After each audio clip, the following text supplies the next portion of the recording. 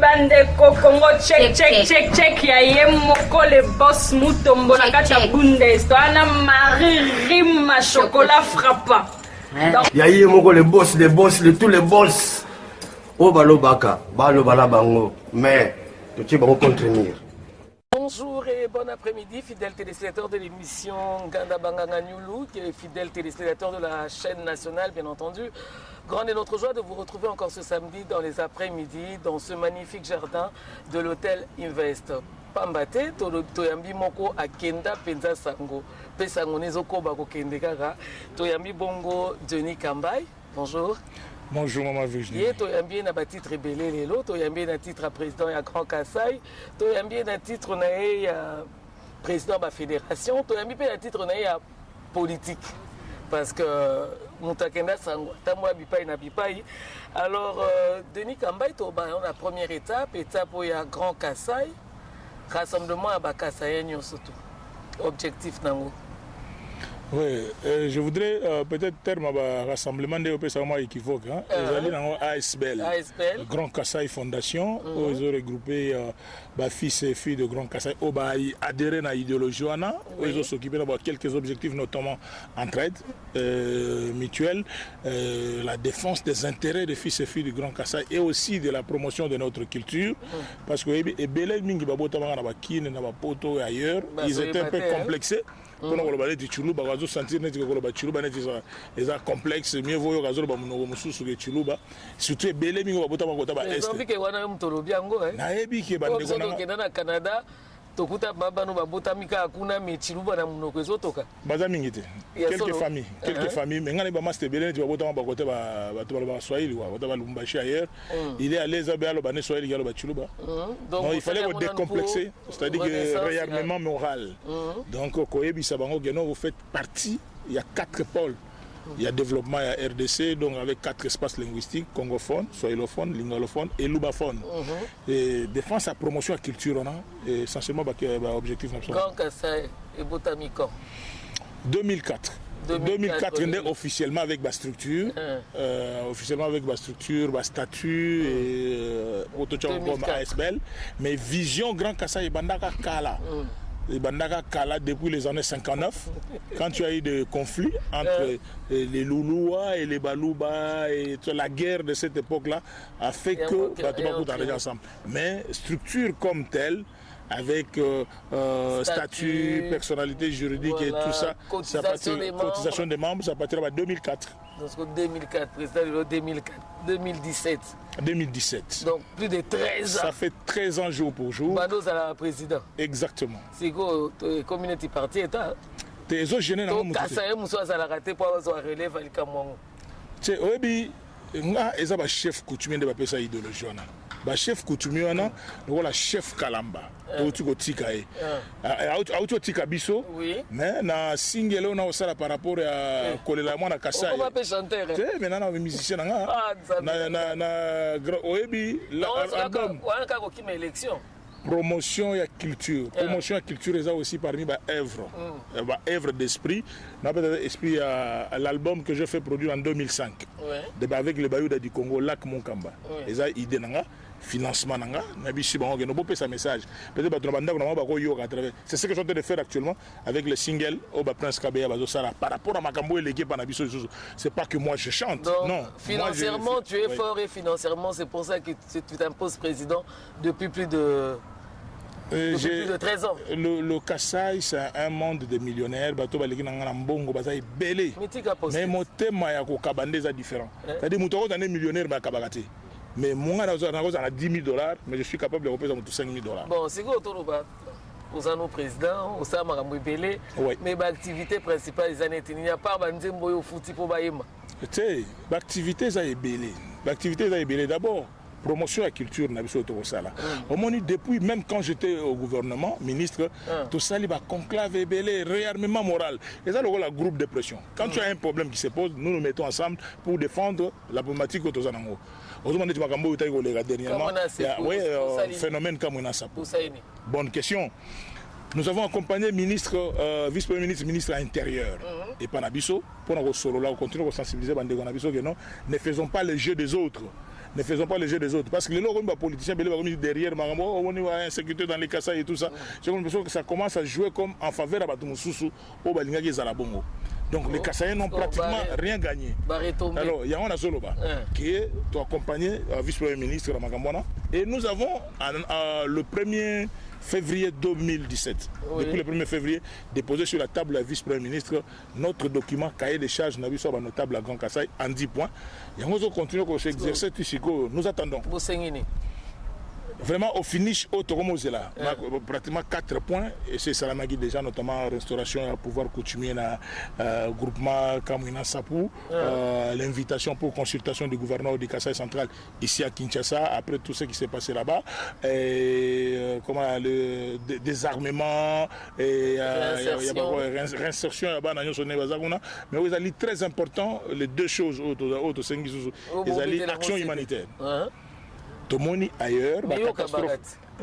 Individuellement, on a individuellement, on a Virginie. Mais ils ont affaire d'État. Ils ont affaire d'État. Tomoni ba catastrophe na Ituri. Pardon. Tomoni ba catastrophe na Ituri. Namoni VPM, Chadari, Ake, ils appellent juste mon repère. Ils ont rappelé Bongo. Tomona qui en a boma. Moula. Et ça va catastrophe qu'on a ba conteneur ba kare kendagi. Et ça la biso bien en tant qu'association Grand Kassai, tout le monde a le gouvernement à Kiti avec les moyens nécessaires pour les partenaires Mouzouzo, tante, oui, mais ce n'est même pas moi. Je ne suis que porte-parole. Il y a notable et à Grand Kassai, une grande action humanitaire de grande envergure dans le Grand Kassai. Et de deux, forum pour la paix, la réconciliation et le développement du Kassai. Oh, mon Konzambo Kassai Ndimagi déjà, il était question que le gouvernement a commencé à voir le Premier ministre Bruno Tshibal, na VPM, pas de machine à marche, ça prend du temps. On est en train de croiser les doigts pour les Kokakosimba. Mais maintenant, les élections, ça se passe comment? Enrôlement d'abord des électeurs. Yom toi président, j'espère que Bétéliango c'était pour la province nous surtout pour élection identification au Salama et pas la binoko les andengini parce que tu as vu que Bafrena qui mouquait par rapport à la catastrophe par rapport à Nyo Soana président Denis Kamba et à Lobinini. Merci maman Virginie pour notre tournoi wana ezali importante vraiment comme question. Il y a émission na biso, il y a Rolobakeno. Les Kassaïens ne demandent pas plus. D'abord, il y a Liboso Topesi, merci au gouvernement de la République.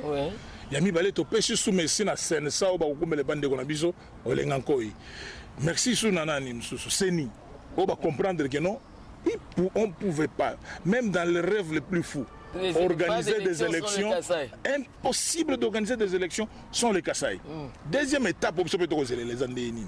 Le cola Dom Béni des Aïe, on a hymne national là.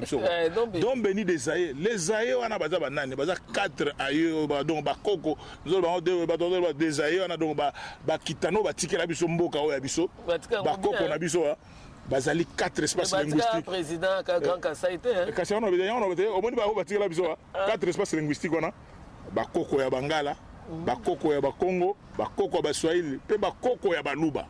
On ne peut pas organiser des élections dans ces pays. Koko 3 va se retrouver, 4e Koko se retrouver. Donc les Aïe là, merci. Le Kassaïen attend aussi que, surtout Kassai central, Kassai, ainsi que l'huile et d'autres coins, attendent 3 mois à Bango. Enrôlement, par rapport à la finition, qui est le 4 septembre. Ils ont démarré et le 4 décembre, 3 mois locaux là-bas, parce que mais on a politique. Il ne faut pas confondre les pouvoirs coutumiers. Non, c'est ASBL. On a politique. Oh, Bokoko. On a Bokoko. C'est immortel. C'est immortel, maman Virginie. On a pesanga pouvoir. ASBL Grand Kassai avant de formaliser. 14 ans. Grand chef coutumier, Emery Kalamba Mwanangana, Oyo, Yabalulua. De chef Nabiso, grand chef coutumier, Mutombo Kachi 5, Akenda, chef Matadiwa Babindi, Akenda, chef Kumupero, Wanagoza, Nanu, 5e chef Kamango Moulonzo, bon, on a la télévision. Chef coutumier, engagement, ma solo to solaga na bango et pas chef Kalamba. C'est facile. Il y a un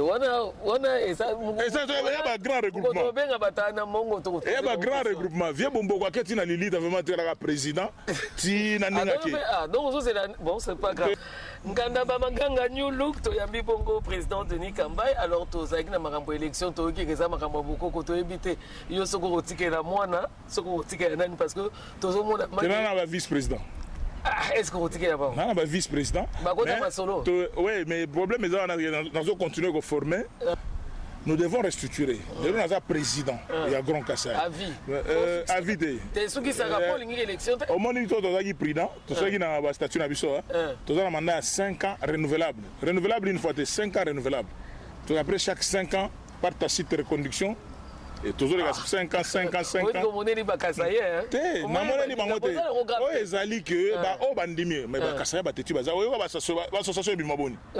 Même pendant que biso tozo opérer. Ba association belé bi mo on a besoin on a ba télévision. Mais mingi bi maganango pe après limwe parce que vraiment ça bi no logote. Te nombre ça logote. Bozaka na ba activité no magamno surtout ata bobo koroba. Alors président Denis Kambai, on est aquí bon makambo etali na nous Grand Kassai, nous to chuter rapidement un peu sur la vie politique parce qu'il faut dire que vous avez été député. Oui. Vous êtes député, vous êtes ministre honoraire d'un parti politique à un autre. Bon, on a un mot trahison. Jamais du tout. Parce que force du futur. Oui. On te retrouve du coup n'a pas perdu. Oui. Qu'est-ce qui n'a pas marché là-bas? Quelle est la trahison?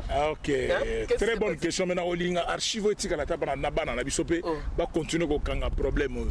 Tout le monde sait, force du futur. Parti avait Zaïdi Arthur Ngoma. Mais je ne suis pas allé aux élections comme force du futur, tout ça qui est regroupement, au camp de la patrie. Na ba vieille ingélé photo le basali ba parti na bango ba mais en harmonie avec force du futur. Force du futur comme parti na kata camp de la patrie. Quand nous entrons au parlement, Tomandi go opérer comme des politiciens na kata parlement prise de décision, il faut ba groupe parlementaire. Il faut bo sangana na kata ba groupe pour bo sala ba activité. Mais il faut sentir non, j'ai pas trahi. J'ai pas trahi. Mais quand on a si satié, j'ai pas trahi. On a banda toloba déjà boulgué pour la porte-parole il y a opposition. Nous on avait 3 présidents groupe parlementaire. Vieux François Mwamba a okumbela MLC comme groupe parlementaire, vieux Roger Lumbala a okumbela bazana balisanga groupe Mongobo tout ça, groupe parlementaire Mongobo. Vieux Biso vieux Kiakwama a okumbela pe groupe parlementaire. En plus aussi ngana taki na argument nanga moko. On a fait déjà vieux Ingélé, actuel ministre de l'énergie. Argument na vieux Ingélé bon vieux. Après tout, qui ne sait pas que nos pauvres vieux Zaïdi a comme vice-président de la République, il a fallu l'appui, il y a président de la République.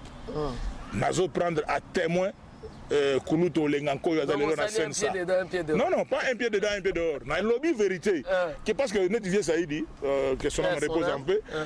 Aninga du mettre leader mogo amisala ye mogo ne tu veux dire na poids payer comme vice-président de la République non ils poste ils prévu poste on a selon opposition non armée il fallait un président Tshisekedi a comme un des 4 vice-présidents et ça là que vieux Zaïdi Abima vice-président de la République mais nous étions dans le camp du pouvoir, contre la patrie, non, de camp du pouvoir avec. Parce que nous sommes dans la rébellion. Nous ne sommes pas venus avec la MLC, la RCD. Nous étions du côté à Congo. Donc, Denis, du côté de la patrie. Toujours. Jamais. Et ça, on a sincèrement la petite vieille. Il jour va recevoir la vieille Bochab. Parce que, il faut pas y aller.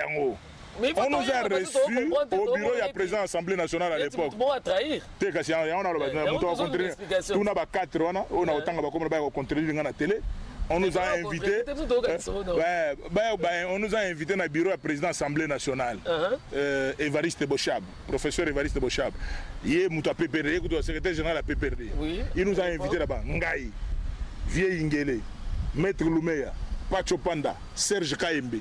Le député à de la partie pour dire que non, côté de côté opposition à côté de la communauté. Normalement, avec le vieux Zaïd du camp de la patrie, il faut rejoindre PPRD la majorité parce que nous sommes alignés à Kabila. Vous comprenez? Ça, c'est une vérité. En plus aussi, PPRD, pouvoir dans la côté majorité à PPRD. Avec Mouzé Laurent Désiré Kabila, nous avons rejoint le camp de l'AFDEL. avec Paul Gabriel Kapita Chabani, mon oncle paternel. On a un conseiller juridique. Mais on a un conseiller juridique dans la fonction publique, dans le travail sérieux à musée. Déjà dans l'AFDEL. Donc, on comprend. Mais est-ce que tu as avant, vous avez la force du futur, on a un de la patrie, tu as une fédération, fédération judo, la fédération nini. Au commis ministre du sport, au niveau PPRD, plus rien. Maman Virginie, Olympique au supporter judo. na pasi na bisengo na kabaka. Okomi ministre nazo koma côté na bato bazali na cabinet en dehors ya Tchatcho ya pas Chopana tous du Kassai. Je suis l'unique ministre Oyo à travailler. Je n'ai aucun conseiller kassaïen. Mais yango nazo bisa autre entourage na yango na koloba na yo je suis l'unique ministre Oyo alongwe po na faveur a Oyo te kasi yango na koloba na vérité TV yango TV za radio te nani directeur de cabinet nanga Moussoaïli. Il n'est pas du Kassai. Directeur de cabinet adjoint nanga Mouyaka, pas Chopana Moutabandounou, qui n'est pas de chez moi. Je vous dis, c'est la vérité. Il vient s'imposer. Pacho Ayako Mitika, vous comprenez? En dépit de tout ce que les gens pouvaient dire sur Pacho, donc la réalité est que nos Pacho a s'imposé à dire Kaba et Pananga. Et tous ces conseillers au Nazaraka n'a aucun conseiller kassaïen. Mais je t'ai dit, conseiller juridique Moussoaïli. Conseiller chargé de sport. Parce que kassaïen n'a pas de kassaïen, mais petit moment on a eu un campus, pas comme kassaïen. Maître Claude Chamala. N'a pas un exemple. Beaucoup de sportifs n'ont pas de la fédération, vous avez dirigé. Oui, on a banda sport kala. On a banda sport kala. Rien. Je suis la mais au moins la mission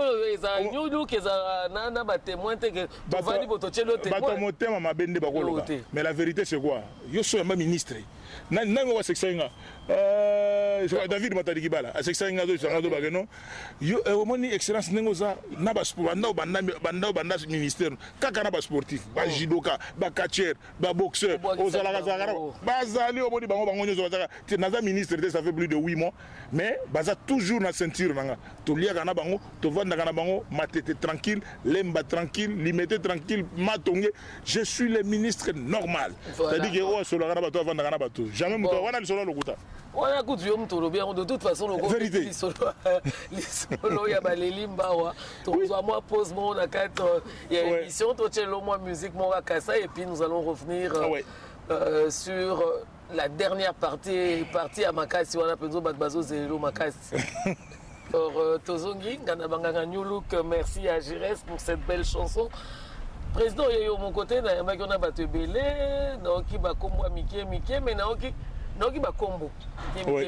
Mais Nogi il y a footballeur mon reconnaître fédération justement. Un footballeur. Ça c'est la vérité. Na beta ka foot avec vétéran avec les anciens joueurs de Lemba. Mais ngana fighter. Tu comprends c'est comme makambo au sali. Ngana fighter donc ngana muto box, ngana muto judo. Tu comprends c'est comme makambo au sali. Ngana ba catcher, c'est ça. Tu comprends makambo au sali au niveau football c'est quoi? Football. Tu comprends ma Mosali? On a sali. Miteki déjà. On a nandeni. O Miteki. Kina Miteki kina zana mtu catch na box na. Tu comprends pour nini que ma solo? Ngana za footballeur ti. C'est-à-dire yo mutu. Na beta ka football ya ba vétéran. Biso ya mardi. Ah rien.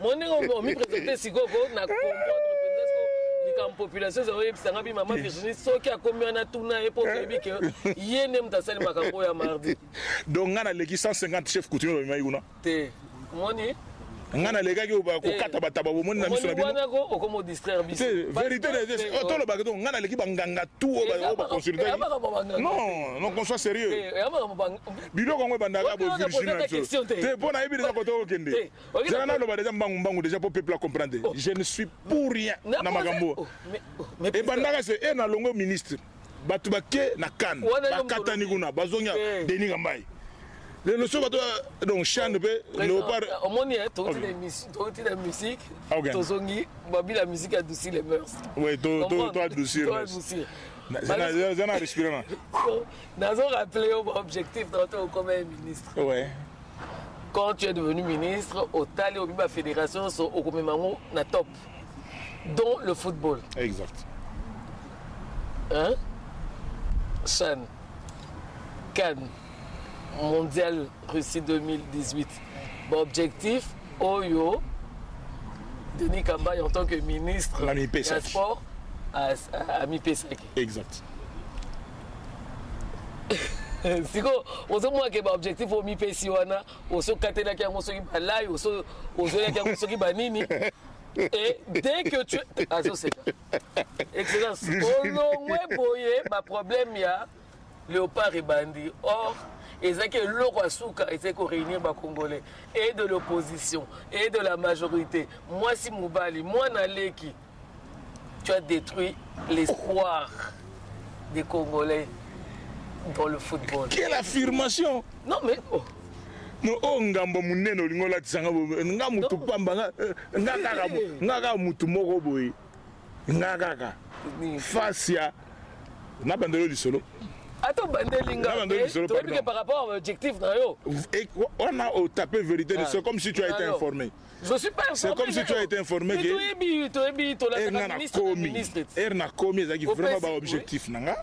Na lobi que non nenge to okende chan oyo malgré que tozoka chan na 2009 faut pas to ba non tozoka déjà chan à États-Unis chan est-ce qu'il y a nouveauté, il y a différence. Il y a différence parce que te ranking te chan tozoka 2009 est différent na chan 2016. Tout à fait. Très différent parce que toke zongo na Kigali. Pays organisateur to beti na quart de finale à Tikali. Apport tozoka na Goma. Apport utaka na Bukavu. Nini muto memi biso boye balongoli lisusu. Tenga nazonga suna mama. Afrique ozonga. Nazonga suna masolo na tenga na lobi boye. Chan o tozoka 2016. Yango nde sala ke mokonza mboka apesa biso 2 médailles. Naza la médaille à mérite sportif. Naza pe na médaille ya chevalier de l'ordre national Musée Laurent Désiré Kabila et Lumumba. Donc naza en quelque sorte héros national, héros vivant. Par rapport à Bitumbo tokenda na Rwanda tolongi yango ya sport. Deuxième démarche na biso ezalaki CAN batutu ba yiba déclaration na ça je crois même na RTNC na lobaka yango ke tokozwa CAN na lobaka yango na lobaka yango tokozwa CAN et tolingaki pe tozwa CAN wana parce que na bandaki déjà ba contact na sololi na ambassadeur ya Gabon moi na OIM Oazali awa masolo kati ndenge ezalaka tout ça ne ma to solo la ki na ye na solo na ambassadeur na biso Luambo ambassadeur ya RDC Oaza kunana ya kati na to solo li na ye to planifier ma solo avant que na longwa ministère na signé déjà ordre de mission au directeur de cabinet nanga na secrétaire général na conseiller nanga chargé de l'infrastructure ba kende déjà ba prospection ba occuper déjà mboka wana déjà OIM ne to occuper ki botare makambo ba le faut koyeba yango regretter signature na po te yango na lobi tu n'as regretté sur le maman 8 ans 8 mois après on continue à regretter oya ki simananga longo oya za suko muso mais na regretter suni te donc ce que tu comprends que masolo akati fallait yo moko za na regretter kate parce que na yo ka peuple kati zeni na lobi na regretter kate pa na yo ka peuple na ota musakar na nga ba vitre ko kitsa o mona na ba mama na bana na ba koko na ba deninga mba ngabe sans problème. C'est ça, c'est ngona. C'est quoi l'eau qui a kati? Kan yangwana. Ertorate kan yangana katini. Deuxième chose. En route vers mondial 2018. Na lakisi motema nanga. Batutu ba moni ngena TV na KI. Papi Nyango, mon jeune frère, a eu la faculté de droit après Bissot. Il est de l'UDPS. Moi, je suis du PPRD. Mais, Nami Kitisi, na Keti Kuna, na Kekokuta, na Naye, to développer. Mais si, comme j'avais dit à Papi, Nenge sport, Nenge Zalaraboy, commandant suprême na force de sport à Zalaga Mogo, c'est le ministre des sports. Ah ouais? Quand j'étais exactement, Batemo Bazali, Erna Kitina Kigali, conflit Ertopoli match à RDC contre Cameroun Naboutare, bagarre lingebi entre Ibenge, CG Okito, Prince Lusala, na kotanga ba combat batho ba contredire ngati. Likola match na o no to teki match na ba Cameroun donc équipe délégation Panzani. mais air commandant suprême des forces armées, il y a des forces sportives, il y a RDC à Kiti na Kigali. Ngako, air na Kiti na Kigali. Na ABC bango que bino tout va partir tout. Et dans la bino bato fédération, et dans la bato tout, bochanase. À dater d'aujourd'hui, il y a un seul commandant à bord, Ezanga. Commandant l'unique mouton Simbi makambo léopard ah Ezanga. Soki likambo ya boya retourna. C'est yana zoloba. CG okito ko. Benga CG okito o makambo na zoloba so contredinga. Alors comme les gens ont suivi les mots d'ordre, il y a un comment dire na finale de Sukou. Pourquoi? Parce que les commandements à sport, le corps de commandement armé, jamais bakabola à pouvoir. Non, né Zaboye, lieutenant Mogwasa Laboye, colonel Mogwasa Laboye. Non, je prends mon engagement dans le Kumbela Masolo. Donc, c'est moi qui décide. Au moins, on peut faire conclusion. Mais on peut faire conclusion, on doit déranger. La vérité, c'est quoi? Ce que Virginie, Kumbela Magamunayo, Yomoko. On va dire non, Babeki, Koto, Simba, terre. Voilà. Oui, le président a volé la tête parce que dans la dernière information pour préparer Marambo à Russie, on a fait appel à tous les ministres. Hein. J'étais là. Les ministres vivants en RDC, les ministres présents, tu étais là. Babi, Balobi Marambounion sur préparation, comment ça doit se faire. Babi otombola musapi olobi babosa lika moko siko monde kwa tosi yo moko na plateau balobi to yeba ke yo siko bolobi makamunyo so ezo monana mais bolobi ezo monana te siko biso mo to am so TV to yebi ke ko monana te po makamu za mutuna elo yo monana te chance nazanango nga Denis Gambai Medino qu'est-ce que tu as conseillé au ministre? Ce que j'ai conseillé au ministre c'était de dire que Neto Zaboye ba membre du gouvernement bazali biso ba ministre bazali nga Denis Gambai nazali vieux Omer Egwa Kazali collègue Sulubi Kazali Jean-Pierre Lisanga ministre d'État azali Papi Yomoko Zawana vieux Godard azali je lui ai dit lokola boza bo bino ba ministre toko sala na bino ba ministre sala bino réunion na ba animateur quand même. Parce que les animateurs attendent que les gens aient instruction et les moyens ce qu'ils doivent faire. Réunion, journaliste, j'ai suggéré ce que excellence. Absolument. C'est-à-dire que non, Bishop ministre, commandant suprême, il y a force de commandement et sport. Tout le monde développé en tant que leader. Journaliste autour de vieux Fefe, Kaboulo, pour développer le journaliste. Animateur autour du président Thomas, commission. Après, tu as il y a un solo sur samedi. Il y a un répondre déjà. Il y a un solo samedi. Il était question qu'avec Papi, ministre des Sports, il était question de tout coup dans l'année dimanche. Il fallait tout coup dans l'année ministre Papi dimanche. Tout ce qu'il y a coup dans la tête, tout coup dans la stade. Donc il y a mardi sali bongo. C'est mardi que ça la bongo parce que sali bon parce que je vois na TV na bino bolexaki 150 chefs coutumiers. Il y avait 150 chefs coutumiers, des moutons, Babylone ko sadaka, et les na télévision. Mais Babylone on a tout et les na télévision. Moi, je n'étais pas là. Donc, a préparé j'ai dit que non, tout ministre de sport, ce que comme la tête à sport, il y a un commandant suprême, il y a une troupe à sport. En tant que ministre de sport, Yomoko, il y a un engagement, Yomoko. Mais ce que comme Kumba Makambo, autant la côté gauche, parce que dessin, oh, maman Virginie, parce que la TV, dessin, oh, à léopard, oh, na monagi. Na match au mardi. Rouge. Je pleurais pratiquement. Na mon dessin il y a vite à la finale. Vite à 2014. Vous avez fait commandant suprême. Ah, vite en 2014, nous avons commandant adjoint, mais chargé des opérations. Nous avons commandant adjoint, mais chargé des opérations avec club. Il y a une déception. Mais quand on a le bâti. Si j'ai les couleurs. Il y a vert noir vraiment. Même si j'ai les couleurs. Micro vert noir, c'est bon. Et dans la numéro de la mission, vert noir, c'est bon. Bateau baby ma balé. Bakino bagolandanga, bakongolais bagolandanga. Joie de saint. Il y a préparation en match contre Tunisie.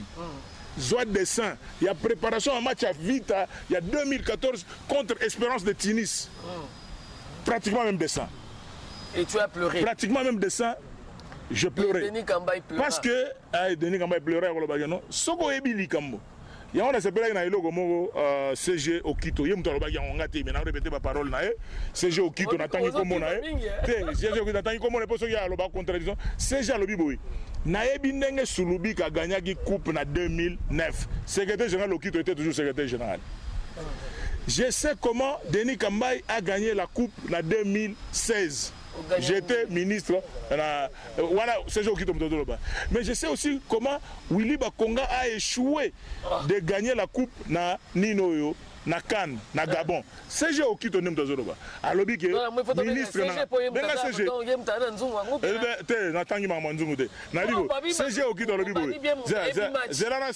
C'est ce qui tombe là-bas. Excellence Papi. Ce qui peut bien que tu raté déjà Chan, tu vas détenteur. Tu vas détenteur. Il fallait tous vraiment na Kenya pour remettre le couple dans la compétition. Mais tant que drapeau, il y a des choses où ils ont choqué. Mais Ezaka dû, na commandant suprême, Ezaka dû, na préparation, il y a des joueurs, Ezaka dû. Faut des arbitres, faut des entraîneurs, faut des entraîneurs. D'abord, on a parmi les contre suspension ou limogeage à Mouni Zahir. On a contre Yango. Pourquoi? Parce que Bogolat a entraîné Ranganiber Pamba. L'entraîneur a commandé ma troupe, n'enga pesa ba conseil ba comme na terrain simbité. Beaucoup tous on a l'habitude de bamboka mususu non. Pour entraîner à Saliboé, à Tolongoli entraîneur. Mais Herbozo nous sommes à la recherche à unité. Mais Herbozo l'entraîneur, est-ce qu'il y a moté malam? Donc il n'y a pas de cas côté. Est-ce qu'il y a un moteur malam? Attends le bien on a mon roboté. Nous sommes des Africains. Attends le bien côté. Donc Elandi. Mais c'est la réalité. Elandi. Nako pesa lelo du solo. Est-ce que ebi mutuloko là Prince Lusala. Yo quand ça se fait na léopard neza. Attends ça qu'on va semblant mais il raison na ba O'Neill. Il semble qu'il y a des fournisseurs au Varezo, au Nil, tout ça. Il y a un président Constant Omar. Mais il y a un Panzani na Congo Mobimba. Les accords bango ba yeba monengo donc tout le place ba tubako yima ba tona tout ko tchaba ensemble. Nous n'avons plus que 2 matchs au Etikali. Nous disons pas que nous avons déjà totalement perdu. On a encore 2 matchs. Mais match wana Otolonga yango seul conseil na kopé ça. Commandant suprême de commandant suprême honoraire n'a pas sa conseil na commandant suprême en fonction des sports congolais. Les ministres des sports a la responsabilité na en main atambola lokola mobali yemoko achana no panzi ba tipo parce que c'est ça c'est que je comprends. Ero solo là. Oui, na ministre Willy Bakonga to bota même année tout ça c'est vraiment et mutunanga to solo là ba Bruxelles ba tozaki ensemble commandant suprême honoraire Kotambola il faut tellement il faut tellement parce que le problème est dans au moins la solo na mutu à la position à l'action de excellence je comprends tout ça et le pesa mu Congo Sima comme il est là mais ce qu'on a dans Banzelo ils ont Simbati comme quoi attiser ba stratégie na il est pas obligé OK mais ce qu'on yanga na kati boko tunela nga nini yo to tourner parce que nga na kati nga na sai to tourner parce que ils ont ça partir objectif na yo et le gros comme il a soukate mon prédécesseur mon prédécesseur bon mon agena ba chef coutumier mon successeur Olandagi après ngai nani ndekona Willy Bakonga bon mon na bureau na ba chef coutumier na 11 makasu ba pesi en avant ba est-ce que ngam na pesa ki idée wana nga na mona ba chef coutumier na makambo bele na sala kana mambo sport mais na solo la kana bango na solo la kana bango mais jamais beaucoup monde na TV parce que ba chef coutumier ba la kana kuna na na télévision na makambo susu mais jamais makambo préparation ba match tout ça mais maintenant on a 150 chefs coutumiers. Bala na stade Mabé, Bakende Sogi Wabi Mabé. On veut quoi exactement? Donc la vérité c'est quoi? Moi j'ai dit que le chef coutumier je crois Toyeba Ninga mon prince. Nous avons des chefs coutumiers les vrais. Solo, na chef coutumier à parade quoi. OK, azawana chef coutumier à la tiratina biloko mais puissance mo wana ngote. Toyeba ni. Mais la vérité c'est quoi? Il faut Toyeba siko non? Il nous reste que 2 matchs. Il nous reste que 2 matchs. On a 2 matchs. Deux matchs dans l'objet que non. Est-ce que Ngaï, maman, oui. Mais Ngaï, c'est pas fonctionner. Donc on a l'équipe à 150 chefs coutumiers, bah on a pas même chef commandant suprême, il y a mon plateau de Bateke, tout ce que j'ai appris des choses. Donc on a l'équipe à Tunyon Swana. Joueur on a bête raté, ça va tout musu bête. Mais quel est mon problème là-dedans? Qu'est-ce que tu veux atteindre l'objectif?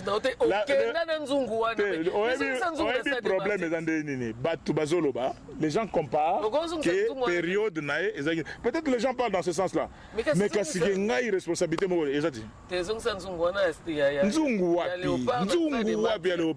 Mais on mais oh nzungu wapi yo zongi sango parce que ba on bazoluka ba chef coutumier pour baluka nzungu wana yo soko tshenzungu wana donc ngana leki ba chef coutumier tout zongi sango yo ngana lobby ngana leki ba chef coutumier tout lobby awa yo ebi ba chef coutumier très bien au moni ba baza de parade ebi ba baza ba chef coutumier ka ba ti dim ministère intérieur affaires coutumières ba ebi ba chef coutumier ba so ça les vrais et les faux on a na TV ba vrai ba faux c'est na mona idée on a eu solo. Bon, dans les solos, il y a quelques hommes après pardon, pardon, les Quinois, les Congolais, dans le les sports, commandant suprême, il y a sport, c'est le ministre des Sports. Le ministre des Sports, il faut attendre Yemoko, et là, au Tambola, au continent, on a 4 murs, Yomoko, Vandina, Yomoko, Oyoka Moko Tanzela Zokende et à Wambrié. Oyoka Moko en 2016, c'est ça. Guerrier. Mais tout. Quand moi j'étais ministre, parce que jamais en tant que. Oui, Bandeko Congo, check, ya moko le boss Mutombo na kata Bundes, toana Marie Rima chocolat frappant. Ya moko le boss, tous les boss. Oh balo baka, balo bala bango, mais tu vas contenir.